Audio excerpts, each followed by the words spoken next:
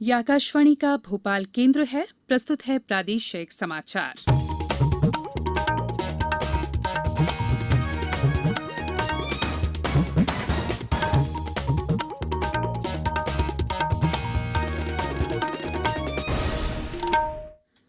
नमस्कार, समाचारों के साथ मैं संयुक्ता बनर्जी। पहले मुख्य समाचार। प्रधानमंत्री नरेंद्र मोदी आज रात संयुक्त राष्ट्र आर्थिक और सामाजिक परिषद के सम्मेलन को वर्चुअली संबोधित करेंगे। छोटे उद्योगों के लिए इस साल अब तक 19,600 करोड़ रुपए से ज्यादा के ऋण मंजूर किए गए। कोरोना के बढ़ते संक्रमण के कारण 20 जुलाई से शुरू होने वाला राज्य विधानसभा का मानसून सत्र स्थगित। बुरहानपुर जिले की नेपानगर सीट से विधायक सुमित्रा देवी का इस्तीफा, कांग्रेस का आरोप भाजपा लालच देकर विधायकों को तोड़ रही। और प्रदेश में आज से अनुपूरण अभियान शुरू, 5 वर्ष तक के बच्चों को पिलाई जा रही है विटामिन ए की खुराक। अब समाचार विस्तार से। प्रधानमंत्री नरेंद्र मोदी आज रात 8:30 बजे वीडियो कॉन्फ्रेंसिंग के जरिए संयुक्त राष्ट्र आर्थिक और सामाजिक परिषद के वर्चुअल सम्मेलन के समापन सत्र को संबोधित करेंगे। आर्थिक और सामाजिक परिषद की वार्षिक बैठक में विभिन्न सरकारी, निजी क्षेत्र, नागरिक समाज और शिक्षा क्षेत्र के प्रतिनिधि भाग ले रहे हैं। इस वर्ष का विषय है कोविड-19 के बाद बहुपक्षवाद, 75वीं वर्षगांठ पर संयुक्त राष्ट्र का कैसा स्वरूप आवश्यक। रक्षा मंत्री राजनाथ सिंह ने आज पूर्वी लद्दाख के सीमावर्ती क्षेत्रों का दौरा किया। हाल के दिनों में भारत और चीन के बीच इस क्षेत्र में विवाद शुरू होने के बाद रक्षा मंत्री का इस क्षेत्र का ये पहला दौरा है। इस दौरान उन्होंने पेंगोंग सो झील के किनारे सैनिकों को संबोधित किया।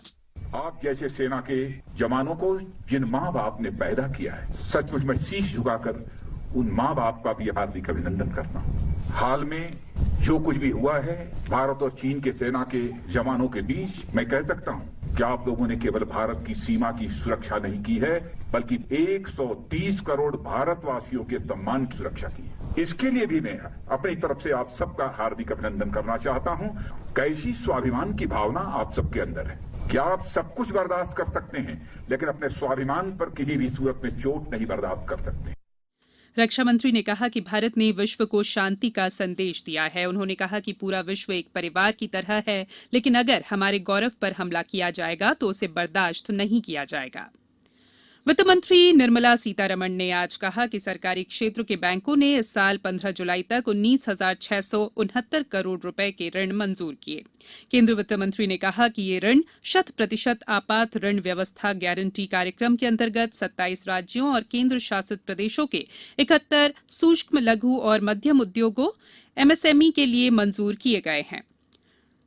मंत्री ने बताया है कि इनमें से 12,871 करोड़ रुपए के ऋण पहले ही वितरित किए जा चुके हैं।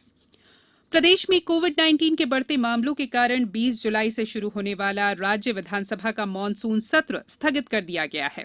आज भोपाल में हुई सर्वदलीय बैठक में इसका निर्णय लिया गया। बैठक के बाद संसदीय कार्य मंत्री नरोत्तम मिश्रा ने कहा कि कोरोना के बढ़ते संक्रमण की वजह से बैठक में सर्वसम्मति से सत्र को आगे बढ़ाने का फैसला किया गया है। प्रोटेम स्पीकर रामेश्वर शर्मा की अध्यक्षता में हुई बैठक में मुख्यमंत्री शिवराज सिंह चौहान के अलावा कांग्रेस की ओर से पूर्व मुख्यमंत्री कमलनाथ, कांग्रेस के वरिष्ठ विधायक एनपी प्रजापति और सज्जन सिंह वर्मा शामिल हुए। सूचना एवं प्रसारण मंत्रालय के भोपाल स्थित पत्र सूचना कार्यालय द्वारा आज कोरोना जागरूकता और मीडिया की भूमिका विषय पर एक वेबिनार का आयोजन किया गया।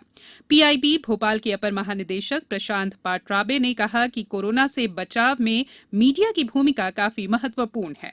जनसंपर्क विभाग के अपर संचालक मंगला प्रसाद मिश्र ने कोरोना संकट से लड़ने और आम नागरिकों पर इसके प्रभाव को कम करने में जनसंपर्क विभाग द्वारा निभाई गई भूमिका पर प्रकाश डाला।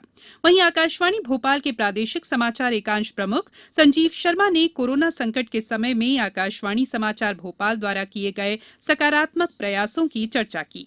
वेबिनार को संबोधित करते हुए इलेक्ट्रॉनिक मीडिया की तरफ से वरिष्ठ पत्रकार डॉक्टर ब्रजेश राजपूत, पारंपरिक माध्यमों की ओर से अजय उपाध्याय और प्रिंट मीडिया की तरफ से संजय मिश्र ने अपनी राय रखी। वहीं रोजगार एवं निर्माण के संपादक डॉक्टर पुष्पेंद्र पाल सिंह ने कहा कि कोरोना काल में मीडिया की भूमिका अब सिर्फ सही और सटीक जानकारी देने तक ही सीमित नहीं रह गई है। अब मीडिया को जानकारियों के प्रसार के साथ लोगों को व्यवहार परिवर्तन के लिए प्रेरित करने की भूमिका भी निभानी होगी। वेबिनार का संचालन पीआईबी के उप संचालक अखिल नामदेव ने किया। ये समाचार आप आकाशवाणी भोपाल से सुन रहे हैं। हमारे समाचारों को अब आप कभी भी और कहीं भी अपनी सुविधा के अनुसार सुन सकते हैं। ये समाचार बुलेटिन यूट्यूब, ट्विटर और फेसबुक पर AIR न्यूज भोपाल पेज पर सुने जा सकते हैं। इसके अलावा आप हमारी वेबसाइट newsonair.com पर या AIR न्यूज ऐप पर भी समाचार सुन सकते हैं। ब्रेक के बाद समाचारों में एक बार फिर आपका स्वागत है। प्रदेश में उपचुनाव से पहले कांग्रेस को एक और झटका लगा है। बुरहानपुर जिले की नेपानगर सीट से विधायक सुमित्रा देवी ने इस्तीफा दे दिया है। उनके इस्तीफे को प्रोटेम स्पीकर रामेश्वर शर्मा ने स्वीकार कर लिया है। राज्य में अब विधानसभा की 26 सीटें खाली हो गई हैं। इनमें 24 सीटें कांग्रेस विधायकों के इस्तीफे के कारण खाली हुई है, जबकि 2 विधायकों की मृत्यु से खाली हुई हैं।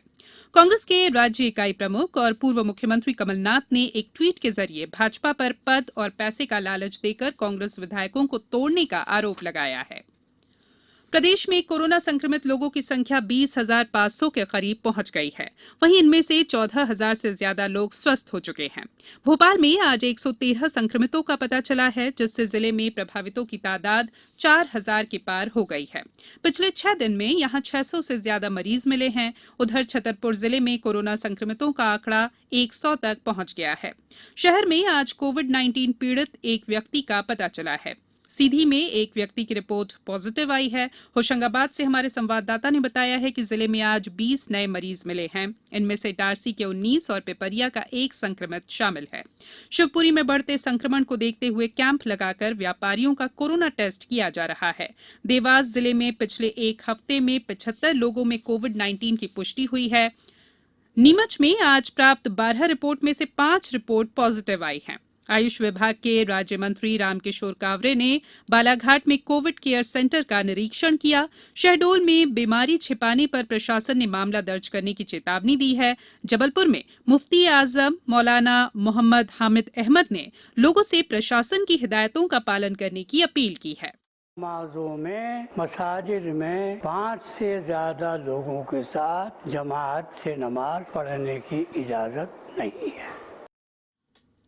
मुख्यमंत्री शिवराज सिंह चौहान ने आज उज्जैन में कोरोना की स्थिति और व्यवस्थाओं की समीक्षा की। अनूपपुर से हमारे संवाददाता ने बताया है कि विशाखापट्टनम से लौटा युवक उपचार के बाद संक्रमण मुक्त हो गया है। उसे आज अस्पताल से छुट्टी दे दी गई। अशोकनगर में 2 नए मामलों के संक्रमितों की संख्या 74 हो गई है। उधर बैतूल में 3 लोग स्वस्थ होकर घर लौटे हैं। छिंदवाड़ा में एक सेना के जवान सहित 2 लोग संक्रमित पाए गए हैं। धार में 9 नए मामलों के साथ संक्रमितों की संख्या 250 हो गई है।